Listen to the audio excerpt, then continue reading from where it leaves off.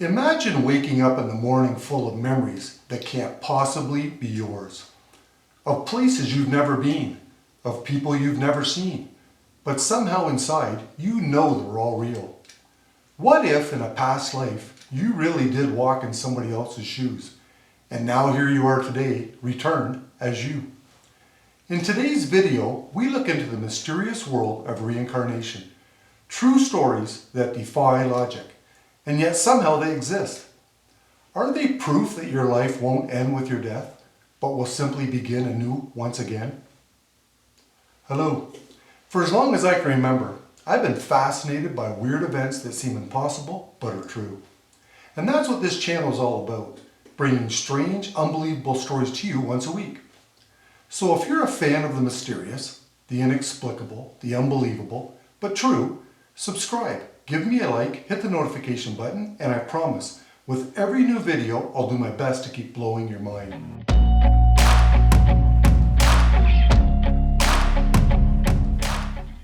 James seemed like an ordinary child growing up in a quiet, peaceful town. But as soon as he began to talk, he began saying things that left his parents puzzled and uneasy.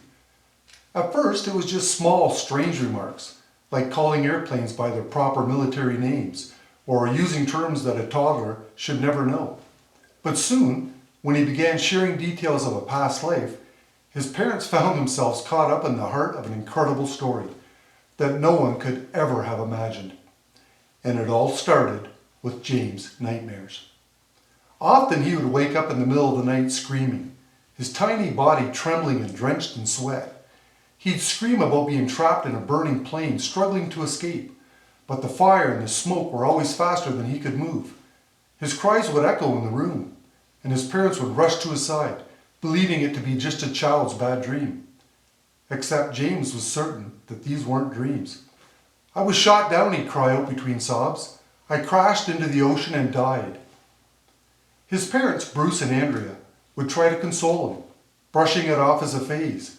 But over time, James' nightmares became even more vivid, and with them came a flood of memories far too real for his young mind. And then one night, as Bruce was tucking him into bed, James uttered these words that chilled his father to the bone. "My plane was a Corsair," he said softly, staring off into space. "I flew off a boat, the Natoma. We were fighting the Japanese. My name was James Houston."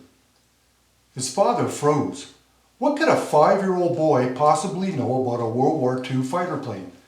And what could he know about Natoma Bay? This knowledge was locked away in history books, not in the mind of a child who barely begun going to school. James Houston, a name from another era, a name from another life?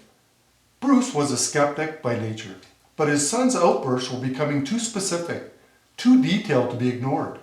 His vivid description of dogfights, of flak explosions, of the final moments before his deadly crash, seemed too real to be dismissed as imagination.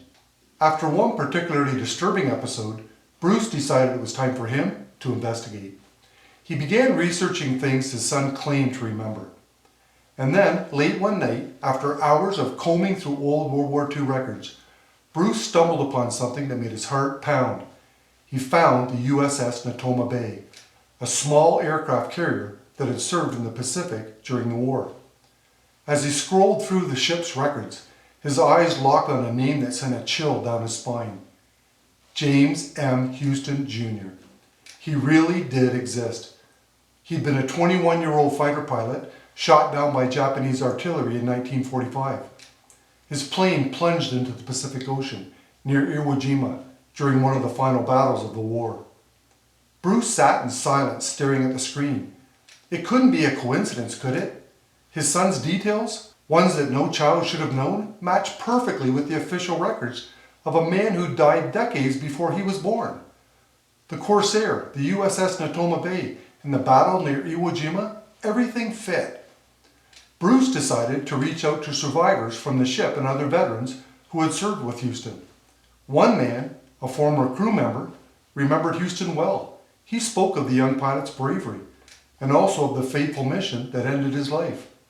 He told Bruce that Houston's plane had taken heavy fire and plunged into the ocean, leaving nothing behind but wreckage and fading memories of the man who'd flown it.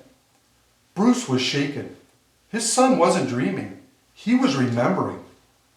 As the investigation deepened, James continued to recall details that left everyone around him in awe. He described the layout of the aircraft carrier, identified other pilots by name, and even recounted specific missions.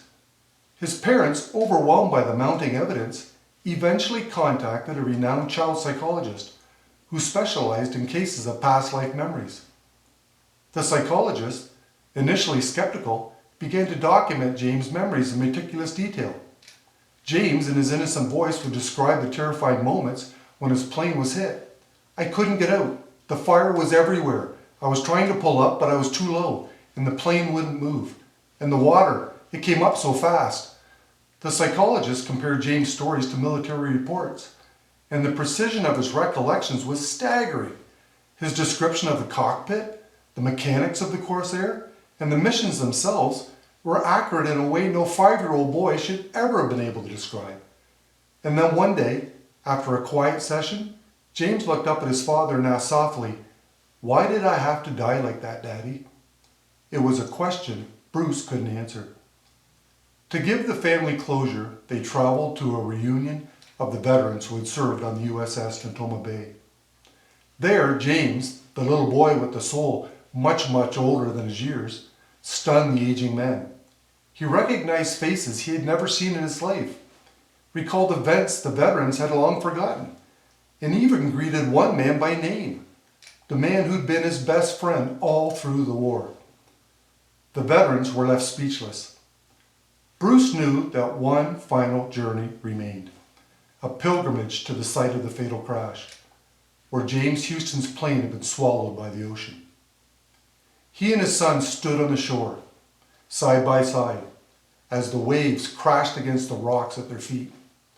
James, the boy, knelt and touched the water. Then he whispered, "I'm okay now." In that moment, it was as though the memories of the past washed away with the tide. His nightmares ceased. His terrifying visions of fiery wreckage were replaced by peace. But the mystery of James' life and the life he lived before, it remains. A reminder that perhaps, just perhaps, our souls are far older than we can ever comprehend.